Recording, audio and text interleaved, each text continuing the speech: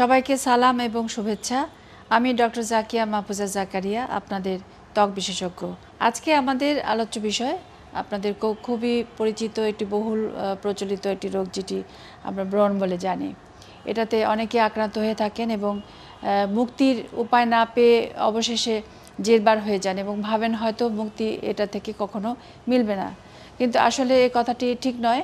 এটা থেকে, ব্রণ থেকে চিরমুক্তির উপায় অবশ্যই আছে। সেটা কিভাবে, সেটাই আপনাদেরকে আজকে বলছি।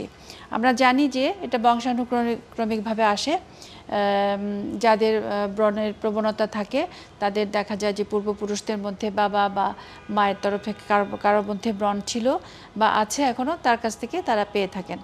তবে আগে যেটা মনে করা হতো যে এটা খুব টিন এজের সমস্যা, মানে 13 থেকে শুরু করে 19-20 বছরের মধ্যে এটা হয়ে থাকে, এরপর আর হয় না। এই ধারণাটা কিন্তু ভুল। কারণ আমরা এখন দেখি অনেক রোগী 50%-এরও বেশি হয়তো টিন এজের পরেই এই ব্রণে আক্রান্ত হয়ে থাকেন। আচ্ছা, তা এখন এটার প্রতিকার সম্পর্কে বলবো, কিভাবে আমরা এই ব্রণ থেকে একটা স্থায়ী বা দীর্ঘস্থায়ী নিরাময় পেতে পারি। চিকিৎসকরা প্রেসক্রিপশন করেন, প্রেসক্রিপশনে সব কিছু কিন্তু উল্লেখ করা থাকে না বা যায়ও না। প্রেসক্রিপশনের বাইরেও অনেক কিছু কথা থাকে যেগুলো রোগীদের জানতে হয়, বুঝতে হয়, এবং সেগুলো না বুঝলে ব্রণ থেকে দীর্ঘস্থায়ীভাবে বা স্থায়ীভাবে মুক্তি পাওয়া সম্ভব নয়। সেটি প্রথমে হচ্ছে যে মুখ পরিষ্কার রাখা। সাধারণত মুখেই ব্রণ বেশি হয়, যদিও মুখ ছাড়া ঘাড়, গলা, বুক, পিঠ, হাতেও ব্রণ হতে পারে, কিন্তু তারপর আমরা মুখ নিয়েই প্রথমে আলোচনা করছি। মুখে যাদের মুখটা তৈলাক্ত তাদের মুখেই ব্রণ হয়ে থাকে এবং মুখটা এই তৈলাক্ত ভাব দূর করার জন্য মুখকে বারে বারে ধুতে হবে।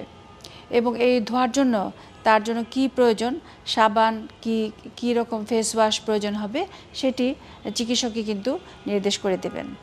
আগে আমরা যখন প্রথমে প্রাথমিকভাবে চিকিৎসা যখন আরম্ভ করেছি প্র্যাকটিস, তখন দেখতাম যে ব্রণের চিকিৎসা বা যে কোনো চিকিৎসাই খুব সংক্ষিপ্ত কিছু ওষুধপত্রের মাধ্যমে প্রেসক্রিপশন করে বুঝিয়ে দেওয়া হতো এবং রোগীরা সেটাতেই সন্তুষ্ট থাকতেন। হয়তো ব্রণ ভালো হতো না এবং রোগীরা ভাবতেন যে ব্রণ আসলে ভালো হয় না। কিন্তু এখন চিকিৎসা ব্যবস্থা অনেক বেশি পরিমার্জিত, পরিশীলিত এবং পরিবর্তিত হয়েছে। প্রত্যেক চিকিৎসকই চেষ্টা করেন রোগীকে অনুপুঙ্খভাবে দেখার এবং প্রত্যেকটা ব্যাপারে তাকে ভালোভাবে সঠিক দিক নির্দেশনা দেওয়ার জন্য। বিশেষ করে আমি তো মনে করি যে ব্রণের প্রেসক্রিপশনের চেয়ে ব্রণ সংক্রান্ত ব্যাপারে ত্বকের যত্ন এবং কিভাবে তার সুরক্ষা করতে হবে, এই ব্যাপারটি আরও বেশি গুরুত্বপূর্ণ। আচ্ছা, তো প্রথমে ফেস ওয়াশে কথা গেল। মুখটা 3-4 বার অন্তত পক্ষে ধুতে হবে এবং ধুয়ে পরিষ্কার করে কোনো ময়েশ্চারাইজার লাগাতে হবে। সেটা ময়েশ্চারাইজারটা অবশ্যই তেল মুক্ত হতে হবে এবং এই ব্যাপারেও হয়তো চিকিৎসক আপনাকে স্পেসিফিক্যালি কোনো ময়েশ্চারাইজার বলে দেবেন যে মুখ কী দিয়ে ধুতে হবে এবং তারপরে কী ময়েশ্চারাইজার লাগাতে হবে। তারপরে আসে আপনার মুখের ব্রণের চিকিৎসার যে আসল ওষুধটা, সেটা রাত্রেবেলা সাধারণত আমরা লাগাতে বলি এবং এই ওষুধটা রাত্রেবেলা লাগাতে হবে। কিন্তু ওষুধ লাগাবার ব্যাপারে একটা বিশেষ কথা আছে। অনেকেই জানেন না যে ব্রণের ওষুধটা কিভাবে লাগাতে হয়। ওষুধ নিতে হবে খুব অল্প করে ছোট ছোট আকারে, যেখানে যেখানে ব্রণ আছে সেখানে অ্যাপ্লাই করে ভালো করে মাসাজ করে মালিশ করে ওষুধটাকে চামড়ার সাথে মিশিয়ে ফেলতে হবে, যেন একটু হাতে আর ফিল না করা যায়। এবং চোখের চারপাশের এরিয়াটা অবশ্যই বাদ দিতে হবে। সম্ভবত অনেক সময় ঠোঁটের চারপাশে ছোট একটা এরিয়া বাদ দেওয়াটা প্রয়োজন পড়তে পারে। কিন্তু অনেকেই কি করেন, ব্রণ থেকে দ্রুত মুক্তির আশায় অনেক বেশি করে ওষুধ নিয়ে লাগিয়ে এভাবে বেশি করে লাগিয়ে রাখেন, মালিশ করেন না, ভাবেন যে এতেই বোধহয় বেশি উপকার হবে। কিন্তু তাতে হিতে বিপরীত ঘটে। দেখা যায় যে ওপরের চামড়ার উপরিভাগটা পুড়ে গেছে, ওষুধটা ভেতরে পেনেট্রেটই করতে পারে নাই। ব্রণের যে আক্রান্ত স্থানগুলোতে সেগুলো ওষুধের কোনো কার্যকারিতাই আমরা দেখতে পাই না। এটা খুব ইম্পর্টেন্ট কথা। এই সমস্যাটা নিয়ে অনেকেই আবার ফেরত আসেন যে আপনি কি ওষুধ দিলেন, ব্রণ তো আমার চামড়া তো পুড়ে গেল, কালো হয়ে গেল, ব্রণ কিছুই সারলো না, ইত্যাদি ইত্যাদি। তো এই জন্যই ছোটো কথাটি আপনাদেরকে বলে নিলাম। আচ্ছা, ব্রণের ওষুধ রাত্রেবেলা যেটা ব্যবহার করতে হবে, দিনের বেলাও কিন্তু কিছু প্রোটেকশন থাকতে হবে, যেটা বললাম যে ময়েশ্চারাইজার, এবং এটা অবশ্যই অয়েল ফ্রি, তেলবিহীন ময়েশ্চারাইজার হতে হবে। এবং বাইরে যাওয়ার সময় ঘর থেকে যখন বেরোবে পেশেন্ট, তখন তাকে অবশ্যই একটা সান প্রোটেকশন ব্যবহার করতে হবে।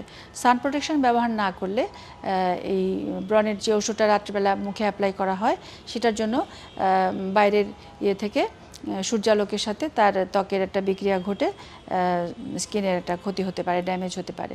এটা অবশ্যই পালনীয়। আচ্ছা, তারপরে আসবার যেটা আমরা বলবো সেটা হচ্ছে যে মাথা। অনেকেই ভাবেন যে মাথা সাথে ব্রণের কি, কিন্তু মুখ এবং মাথার চামড়া কিন্তু কন্টিনিউয়াস। মাথা প্রতিদিন ওয়াশ করতে হবে।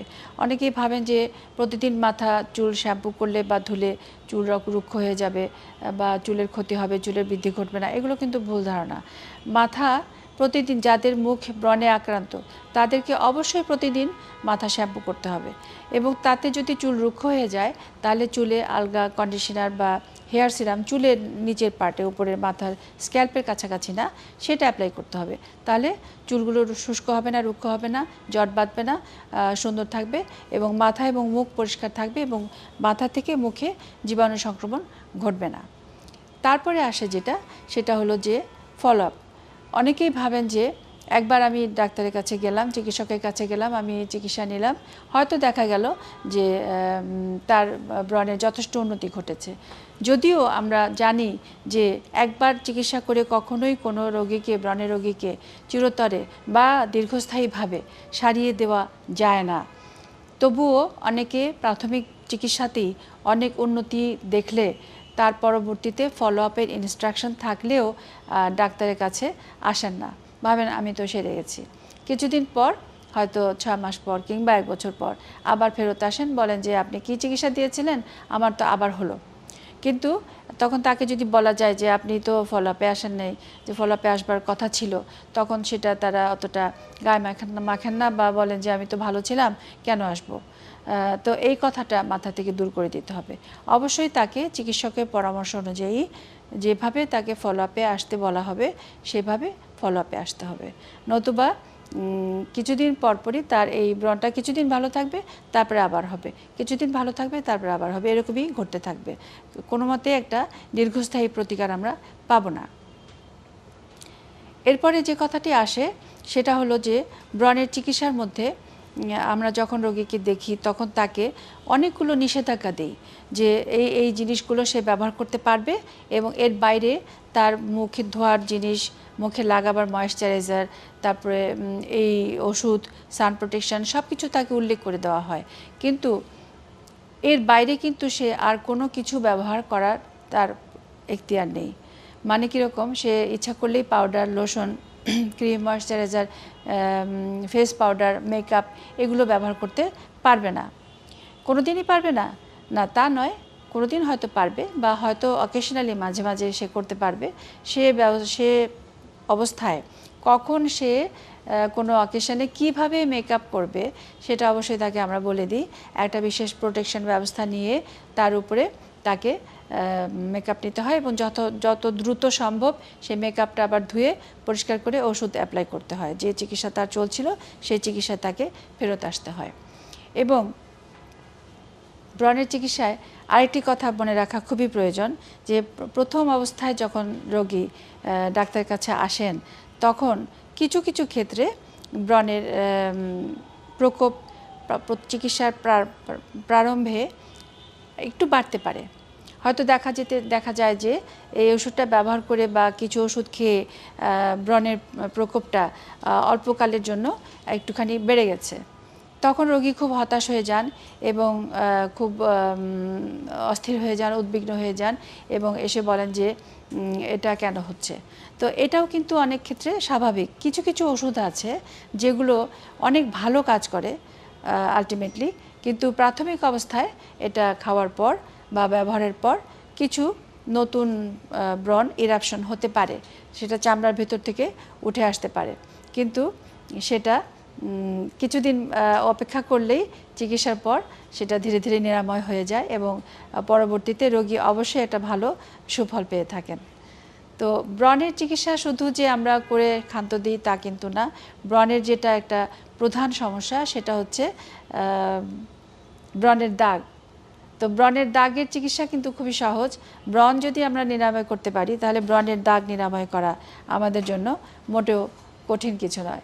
ব্রণের দাগ যাওয়ার খুব ভালো চিকিৎসা আছে, সেগুলো আমরা অচিরেই কিছু চিকিৎসার মাধ্যমে, সেটা হতে পারে লেজার, সেটা হতে পারে অন্য কোনো প্রসিডিওর, তার মাধ্যমে ব্রণের দাগ আমরা সহজেই বিলুপ্ত করে দিতে পারি। ব্রণের দাগের ক্ষেত্রে কিছু কিছু ক্ষেত্রে আমরা দেখতে পাই যে ব্রণ শুধু কালো দাগ তৈরি করে না, কিছু কিছু গর্তও তৈরি করে থাকে। যাদের অনেক পুরনো ব্রণ থাকে, চিকিৎসার জন্য আসেন, সেই ক্ষেত্রে ব্রণের গর্তের দাগ কিন্তু আমরা ওষুধ দিয়ে মেলাতে পারি না। সেক্ষেত্রে আমাদেরকে CO2 ফ্র্যাকশনাল লেজারের মাধ্যমে ব্রণের দাগটা থেকে মুক্ত করতে হয় রোগীকে। আর আরেকটা খুব ইম্পর্টেন্ট বিষয় যেটা এতক্ষণ বলা হয়নি, আপনাদেরকে বলছি যে ব্রণের রোগীরা কিন্তু যথেচ্ছ খাবার দাবার খেতে পারেন না। তাদের ডেফিনেটলি খাবারে কিছু থাকে, রেস্ট্রিকশন থাকে। যেমন তারা তেলে ভাজা জিনিস, কোল্ড ড্রিঙ্কস, চকলেট, চিপস, চানাচুর, জুস ইত্যাদি জাঙ্ক ফুড, এগুলো খাওয়া থেকে তাদেরকে অবশ্যই বিরত থাকতে হবে এবং প্রচুর পরিমাণে সবজি, ফলমূল এবং পানি খেতে হবে। ন্যাচারাল ফুড যেগুলো, সেগুলো খেতে হবে। এই আজকের ব্রণের চিকিৎসা সম্পর্কে আপনাদেরকে বললাম। আপনারা অনেক ভালো থাকুন। শুভেচ্ছা।